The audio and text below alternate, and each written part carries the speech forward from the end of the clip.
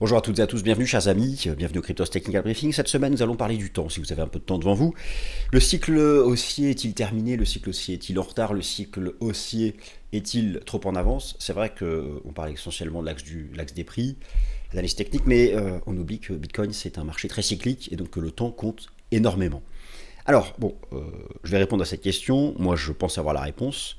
Déjà, tout d'abord, j'élude la première question. Le cycle haussier est-il terminé? La réponse est non. Eine grosse Nein, comme disent nos amis d'outre-Rhin.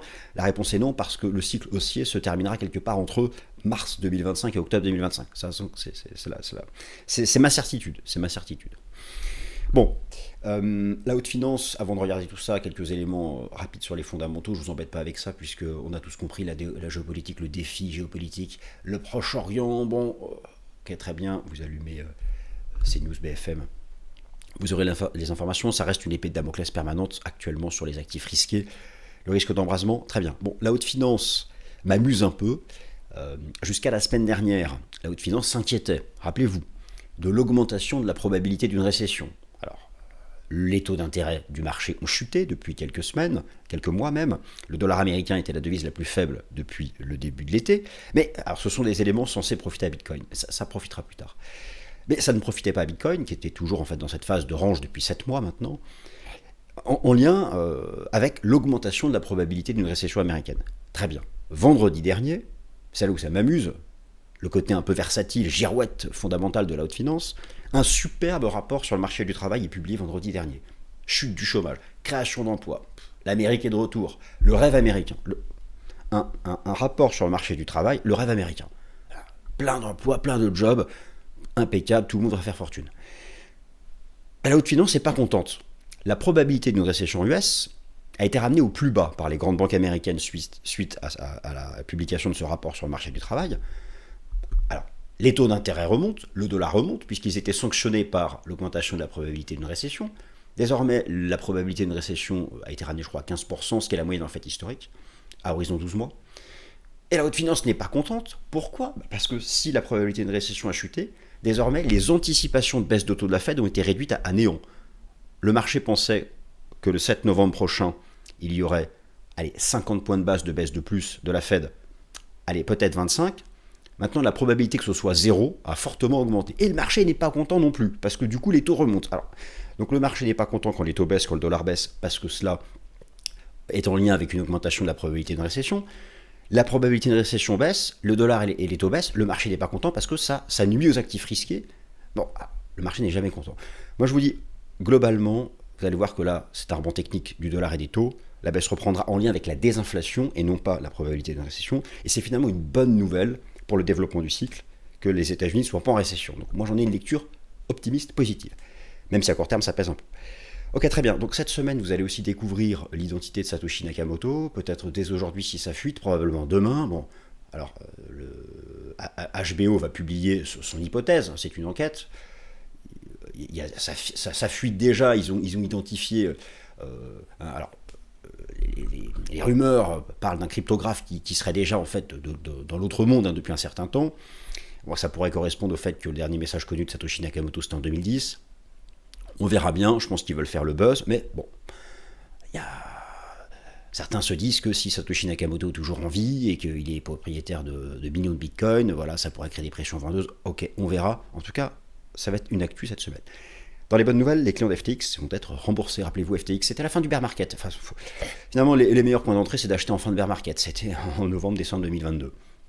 Mais bon, comme Bitcoin est très cyclique, il y aura un prochain bear market. Il y aura un prochain bear market quand le bull market sera terminé. Là, il est dans une phase de pause. Cette phase de pause est-elle terminée? Non, mais elle se terminera bientôt. Quand? En octobre, en novembre, après les élections US, j'en ai parlé la semaine dernière, vous pouvez reprendre la vidéo. Ce que je veux dire, c'est que le cycle haussier, lui, se terminera quelque part entre mars et octobre 2025. Ensuite, il y aura un an de bear market. Il faudra rattraper le point bas vers décembre 2026. All-in, et après, on touche à plus rien. Ça, c'est comme ça qu'on n'est pas épuisé mentalement. Finalement, c'est une question de temps. Là, on parle du temps. Si vous avez un peu de temps devant vous, nous allons parler du temps. Le temps, la patience, votre patience, ma patience, celle de tout à chacun, en tout cas ceux qui s'intéressent au marché crypto, est mise à rude épreuve parce que ce n'est qu'une question de temps. Et c'est pas la faute à la guerre, c'est pas la faute à Vladimir Poutine, c'est pas la faute à Benjamin Netanyahu, c'est pas la faute à que sais-je, à qui sais-je, bref, c'est la faute à Bitcoin. Donc, moi, ma réponse, et j'illustre tout de suite, je pensais pas blablater, c'est fait. Ma réponse, j'ai bu 3 cafés, c'est normal, je me suis levé tôt, j'ai bu 3 cafés. Donc, ma réponse, c'est que le cycle n'est pas terminé. Et d'une, le cycle est-il en retard? On peut avoir l'impression que oui. D'ailleurs, je vais commencer par des arguments pour montrer que le cycle est en retard. Forcément, en retard, on se dit, y a-t-il anguille sous roche? On peut être en retard pour une raison, pour un imprévu, une raison provisoire. On peut être en retard pour quelque chose de plus important, de plus grave. Alors, je vais commencer par développer le fait qu'il est en retard, effectivement. Lorsqu'on compare, alors en retard par rapport à quoi? On a un référentiel passé qui est le cycle de 2012, 2016, 2020. On a 3. Mais en réalité, vous allez voir qu'il n'est pas vraiment en retard. Et donc, le halving a eu lieu il y a 171 jours, je vais être précis. Le record de mars dernier a été fait il y a 209 jours. Tout ça est complètement inédit. Donc il y a un vrai retard. Mais en réalité, il n'est pas en retard, il est en avance. La démonstration, c'est parti. C'est parti, mon kiki. Alors, donc oui, alors l'identité de Satoshi Nakamoto devrait être révélée aujourd'hui en avant-première, demain, dans un documentaire qui va être publié par HBO. Il y a beaucoup déjà de rumeurs qui circulent, et en particulier d'un cryptographe qui serait décédé en 2011. Et bon, bref, on verra bien. En tout cas, ça va être une des actualités de ce début de semaine. Aujourd'hui, le documentaire est publié, diffusé, en avant-première. Et donc, ça fuitera peut-être. Bonne nouvelle, les clients de FTX ne sont pas remboursés en crypto-monnaie. La décision a été prise lundi, hier, par la justice américaine, la justice des États-Unis, qui parfois pense être la justice du monde. Mais entre autres, ici, les clients d'FTX seront remboursés en cash, 12 milliards. Alors et lors des 2 prochains mois. Ça va faire un apport de cash pour le marché crypto, parce que tout ce beau monde récupère 12 milliards, et ce sont des personnes qui ont déjà investi en crypto-monnaie. Bon, ils sont à peu près au courant des cycles, où on peut s'attendre à ce que quelque part, dans les 2 prochains mois, ça aide. Donc vous voyez, finalement pour moi l'incertitude elle se situe sur est-ce qu'on redémarre en octobre ou en novembre? Est-ce qu'il manque un dernier drop en octobre pour se faire vraiment peur, pour casser le moral de tout le monde, et on repart après les élections US? Et on se dit qu'après les élections US, en novembre, la saisonnalité, patati, patata, et en plus les 12 milliards des clients de FTX qui arrivent, et je pense que certains en cash vont probablement se réexposer au marché crypto, ça fait partie des petites lueurs d'espoir. Mais donc traitons quand même le sujet de la vidéo. Alors, avant de traiter le sujet de la vidéo, pour vous montrer à quel point la haute finance fait la girouette fondamentale, ça c'est le vent des actus, le vent des news, le vent des statistiques, la haute finance, ça tourne. Donc, il y a à peine quelques jours, le taux de la Fed est à 5%. Il y a une semaine, la probabilité que le 7 novembre prochain, le taux de la Fed baisse à 4,5, c'était 60%. Maintenant, c'est 0. Il y a une semaine, la probabilité que la Fed ne touche pas à ses taux le 7 novembre, c'était 0. Maintenant, c'est 12%. Il y a quand même une probabilité encore écrasante qu'on ait au moins une baisse de taux le 7 novembre. Mais finalement, c'est pas si mal. C'est pas si mal. Puisqu'au fond, si la baisse des taux était trop rapide, cela ne peut sanctionner que la récession. Sanctionner dans le sens cocher la case. Et la récession, c'est pas bon pour les actifs risqués. Mais bon, effectivement, à court terme, ça se traduit par un fort rebond des taux d'intérêt du marché du dollar, mais qui avait quand même déjà beaucoup baissé. Mais voilà, c'est bon. Bref, alors, traitons le sujet. Cycle de Bitcoin, y a-t-il un retard? Où en sommes-nous? Alors, le cycle est-il en retard? Le cycle est-il en retard? Nous nous situons actuellement 171 jours après le halving. Vous voyez, nous sommes ici. Alors, au passage, encore hier, il y a eu une tentative vaine de dépasser cette moyenne mobile à 200 jours. Bon, pour l'instant, on reste dans cet étroit corridor, mais j'y viens juste après à l'analyse technique. Bon, nous sommes 171 jours après le halving, et nous sommes toujours sous le prix du halving. Effectivement, c'est inédit. C'est inédit, puisque si vous prenez ici ce graphique proposé par ETC Group et qui travaille les cycles de 2012, 2016, 2020, en moyenne, dans les cycles passés, 100 jours après le halving, nous étions au-dessus du prix du halving. Là, nous sommes 171 jours après le halving, et nous sommes en dessous. Donc, oui, C'est inédit. Il y a un retard. Très bien. Donc effectivement, la question de la vidéo, le cycle est-il en retard? Là, vous avez un premier argument qui dit que oui. Sommes-nous en retard par rapport au cycle passé? Illustrons ça de cette façon. Vous avez ici un graphique qui vous propose donc l'écart temporel, on parle du temps dans cette vidéo, l'écart temporel au halving, donc le 11,76%, c'est-à-dire que 11,76% du chemin a été fait jusqu'au prochain halving. Donc le prochain halving ici aura lieu en 2028. Si vous prenez le cycle de 2012, lorsque nous étions 11,76% après le halving, ça avait déjà explosé à la hausse, donc il n'y a pas de sujet. Si vous prenez le cycle, le dernier cycle, le cycle de 2020, lorsque nous étions 11,77% après le halving, la hausse avait déjà commencé, on était déjà parti en bull run. Lorsque vous prenez, et finalement c'est le cycle qui se rapproche le plus du nôtre actuel. Moi je dis, je ne compare plus avec le cycle précédent. Vous allez voir qu'on aura à la fin quelque chose d'assez similaire au cycle de 2016, pour 1000 raisons techniques que j'ai comparées, et que je ne vais pas vous détailler ici, puisque là on parle du temps. Je prends donc le cycle de 2016, et c'est intéressant parce que vous voyez que là, le cycle de 2016, le bull run, commençait justement maintenant. Maintenant, en comparaison, en comparant l'écart temporel au halving, exprimé en pourcentage entre le halving, le dernier, et le prochain. Nous avons fait 11,77% du temps après le halving, et vous voyez qu'en 2016, c'était le départ du bull run, le départ des vrais pumps significatifs. Et nous étions naturellement au-dessus du prix du halving. Donc si, mais bon là ça semble un peu chaud, mais si Bitcoin devait pumper cette semaine, nous ferions à peu près comme 2016. Donc le cycle de Bitcoin est-il en retard? Alors oui, il l'est par rapport à son positionnement vis-à-vis du prix du halving. Est-il en retard en tenant compte du temps qui nous sépare du dernier halving? Oui, il est en retard largement par rapport à 2012. Il est en retard par rapport à 2020 et il a un léger retard sur 2016. Donc c'est pas non plus un retard de fou furieux. Je zoome, voilà, c'est pas non plus un retard de fou furieux. Mais effectivement, en 2016, ça avait commencé à pumper maintenant. Donc, mais tout de même, il y a du retard. Ce sera le mot du jour. Alors, sommes-nous en retard maintenant? Moi, j'étais jamais en retard à l'école. Et même d'ailleurs, actuellement, en général, j'ai même plutôt... Ça peut arriver, hein. Il y a des gens comme ça qui ont l'habitude d'être en retard. Il y a même une formule de politesse, je ne sais plus comment on appelle ça déjà, le quart d'heure de politesse, je ne sais pas quoi. Bon, moi, j'aime bien être un peu en avance. Il y a des gens qui sont tout le temps en retard. C'est vrai que c'est un peu usant. Alors, si nous regardons maintenant par rapport à la vague 2, enfin ce que j'appelle la vague 2, encore une fois, là, c'est ma proposition, sommes-nous en retard? Oui, nous avons dépassé la durée de la vague 2. La durée de la vague 2 avait fait 21 semaines, donc je prends ici pour ça l'indicateur technique RSI. Encore une fois, je travaille l'axe du temps sur l'indicateur.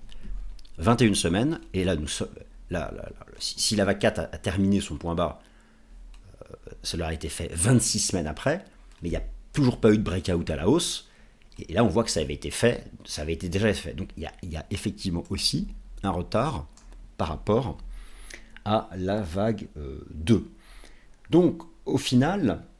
Et je continue. Sommes-nous aussi dans l'inédit par rapport à la durée globale de cette phase de correction intermédiaire? Car pour moi, ici, nous sommes dans on voit bien l'espèce de canal baissier, un canal baissier qui sera à terme une figure de continuation haussière. Reste la question de savoir est-ce qu'on se refait peur une dernière fois ici. Ça, j'en ai déjà parlé la semaine dernière. J'arrive dans un instant sur l'analyse technique, mais ok. Travaillons maintenant la durée de cette phase de correction, non pas par rapport à la vague 2, mais de manière générale, par rapport à toutes les corrections intermédiaires de Bitcoin. Par rapport à toutes les corrections intermédiaires de Bitcoin, nous avons eu 3 exemples, enfin 2 dans le passé, c'est pas énorme non plus. Il y a eu une correction intermédiaire ici de 182 jours en 2013, vous avez ici une correction intermédiaire de 187 jours en 2021, et là nous sommes à 208 jours. Et ça c'était hier, donc même 209 jours. Donc oui, là aussi, Bitcoin est en retard. Donc au final, ça fait quand même beaucoup d'arguments qui montrent que Bitcoin a pris du retard, en tout cas qu'il est dans l'inédit temporel. il est dans l'inédit temporel. Et moi finalement je vous dis que ce retard est un retard d'apparence, un retard en trompe-l'œil, car en réalité, il va falloir être précis, il s'agit d'un retard post-halving, oui, il s'agit bien d'un retard post-halving, donc un retard post-halving, mais c'est une situation inédite, mais l'inédit répond à l'inédit, à savoir le cycle pré-halving. Et ça, vous le savez, mais je le répète, et je voulais refaire un point global, dans l'histoire du Bitcoin, en cycle pré-halving, nous n'avions pas rejoint l'ancien record historique. Vous prenez celui de 2012. L'ancien record historique, ici, est indiqué en bleu sur ce graphique. Je ne sais pas si vous voyez bien. L'ancien record historique a été rejoint après le halving. Dans le cycle de 2016, l'ancien record historique a été rejoint après le halving. Dans le cycle de 2020, l'ancien record historique a été rejoint après le halving. Dans le cycle de 2024, l'ancien record historique a été rejoint 1 mois et demi avant le halving à cause des ETF. Et oui, c'est la faute des ETF, qui ont donc créé une situation d'avance pré-halving, et donc le retard post-halving vient équilibrer tout ça. Donc, ce retard n'est pas un échec du cycle, il vient corriger un excès précédent, et à la fin, vous allez avoir donc l'avance pré-halving qui va être équilibrée par le retard post-halving, et bientôt, peut-être en octobre, ou peut-être en novembre, je ne pense pas vraiment plus tard, au max d'ici fin novembre à mon avis, nous sortirons par le haut de la compression pour déployer la suite du cycle haussier, mais de manière saine, parce que l'excès post-halving aura effacé l'excès pré-halving, m'avez-vous bien compris les amis? Bon, ça c'est mon petit montage rationnel que j'essaie de me faire pour me convaincre. Non, c'est une blague. Non, franchement, je suis convaincu que le point haut n'a pas été fait ici. Voilà les amis. Bon alors les amis, je vous ai pas vu arriver sur Cryptost Academy. Ça doit pas vous plaire. Il reste un jour à 1,50€ par jour. Bon, si ça ne vous plaît pas, vous savez que c'est satisfait ou remboursé pendant 15 jours. Il y a plein de choses. Il y a ma quotidienne, il y a le token de la semaine, la chasse au airdrop, le rapport mensuel, le récap hebdo. Bientôt un portefeuille qui arrive. Il y a surtout plein de monde, il y a plein de formations, il y a plein de choses. Voilà, si vous l'avez testé, n'hésitez pas. Alors Bitcoin d'un point de vue technique, même situation technique que la semaine dernière. Nous sommes dans une compression. Alors nous sommes toujours dans ce canal, vous avez ici les bougies hebdomadaires, ici décomposées en journalier. Pour moi ça c'est une figure qui sera à terme une figure de continuation. Reste qu'actuellement deux grandes écoles s'opposent. Ceux qui attendent, peut-être parce que ça part en vrille complète au Proche-Orient ou parce que les démocrates ont la présidence américaine début novembre, certains attendent ça. Un dernier drop ici, donc on a le canal, on vient d'échouer dans le haut du canal, ils attendent un bas du canal, donc ça va faire mal, hein. Si c'est le cas, 50K ça fera mal. Ah, je suis sûr que si on va ici, plus personne n'y croira. Tout le monde baissera les bras. Moi je vous dis, si on va ici, non seulement vous ne baissez pas les bras, deuxièmement c'est une opportunité, si vous avez encore des USDT dispo. Si c'est pas le cas, pas de stress, vous connectez pas à votre plateforme, reconnectez-vous début 2025, vous serez heureux. Bon, ça c'est hypothèse 1. Hypothèse 2, on arrive à comprimer dans la partie haute du canal, donc là actuellement on fait un trading range entre EMA 200, SMA 50, SMA 200, ce qui rappelle encore, même si j'y crois de moins en moins, mais la fin de la vague 2, la compression SMA 50, SMA 200. On a la compression SMA 50, SMA 200 avec le support du système Ishimoku. En fait ici c'est le bord du gouffre, tout le monde a compris. On pète 60K, ça drop à 50. Voilà, il ne faut pas péter 60. Donc tant qu'on est dans cet intervalle, il y a encore l'espoir qu'on comprime, et on sort. Et si on fait ça, on honore les statistiques du mois d'octobre. Pour l'instant, on ne les honore pas. Enfin, Alors là, c'est pareil. Dites-vous bien une chose, prenez de la hauteur. On se concentre, on arrête de fixer sur octobre en mode je veux un octobre bullish. Hauteur, long terme. Q4, moi je vous dis Q4. on est encore à moins 1 sur le Q4, pour une performance moyenne de plus 80. Donc vous voyez, même si on se fait encore peur en octobre, on aura une remontada de psychopathe en novembre. Et on terminera décembre impeccable.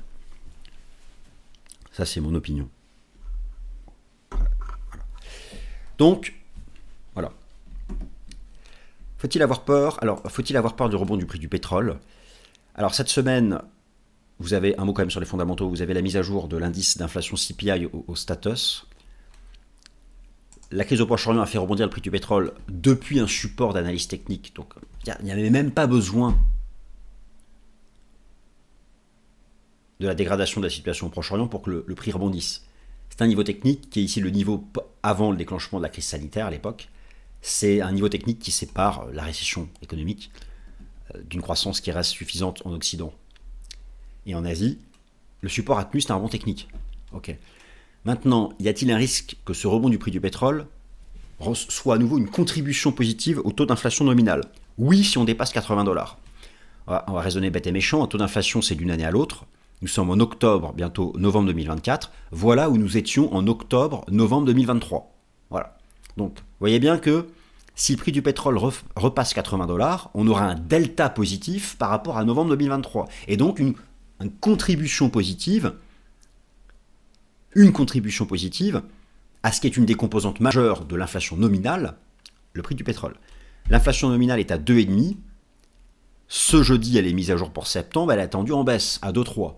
Pourquoi? On le voit sur le graphique. Vous prenez octobre, vous prenez septembre 2024, est ici, septembre 2023 était ici. On peut tous comprendre qu'ici, que c'est un taux de variation négatif. Donc, pour le moment, ce n'est pas un problème. Naturellement que si on explosait cette résistance avec force, en lien avec une dégradation massive au Proche-Orient de la situation serait différente. Mais c'est à surveiller. Mais là, c'est pas encore un sujet d'inquiétude. Voilà, bon, sinon les autres, que dire de plus? De toute façon, tout le monde attend. Il y a un expert, un grand monsieur du monde des crypto-monnaies qui utilise cette expression que tout le monde lui pique, je vais le faire aussi, qui dit que Bitcoin est le métronome du marché des crypto-monnaies. Donc, mais pour tout le reste, que ce soit ETH, Solana, BNB, ETH tient toujours cette ligne de tendance, ça ressemble à une fin de vague 2, mais bon, voilà, on a tous compris qu'il faut un breakout. Ça a été encore un peu plus faible. En daily, bon, on essaie de s'accrocher au bas du Kumo, mais c'est compliqué. Mais bon, voilà, on est toujours dans une zone basse weekly, c'est vraiment cette zone qu'il ne faut pas enfoncer, avec toujours derrière, l'idée que d'ici fin octobre, on pourrait revenir retest ici. Bon. Solana, ça n'a pas bougé, c'est une vague 4, transition latérale qui reste assez propre en fait, soutenue toujours par le Kumo d'Ishimoku. L'idée c'est que ça peut peut-être encore durer un peu, mais que derrière ça pump. Et pareil, c'est Bitcoin qui va décider. BNB, c'est la même chose. Une espèce de compression là comme ça. Et bon, voilà, si Bitcoin décide en fait de rester ici, s'il maintient cette compression et s'il s'en extrait par le haut, exactement comme il avait fait ici, d'ailleurs, regardez, il l'a fait, c'était le 16 octobre. Donc si on reproduit le schéma de la vague 2, on pump la semaine prochaine. Voilà. Mais bon, ça c'est un argument de comparaison par rapport à octobre dernier. Bon, c'est un argument de comparaison, ce n'est pas une certitude, parce que un argument graphique, voilà, face à même juste un missile balistique, il n'y a même pas besoin de 200, un seul, ça peut effectivement être un argument suffisant. Mais simplement, je vous dis que si l'on devait pumper au plus tard d'ici la fin de la semaine prochaine, non seulement on reproduit le schéma de la vague 2, et l'on s'aligne sur le cycle de 2016. Ce qui serait pas mal, parce que derrière, on pourrait continuer à reproduire le modèle de ce cycle, pour faire des projections de prix. Mais ça, les projections de prix à la hausse, on aura le temps d'en parler quand on dépassera des résistances.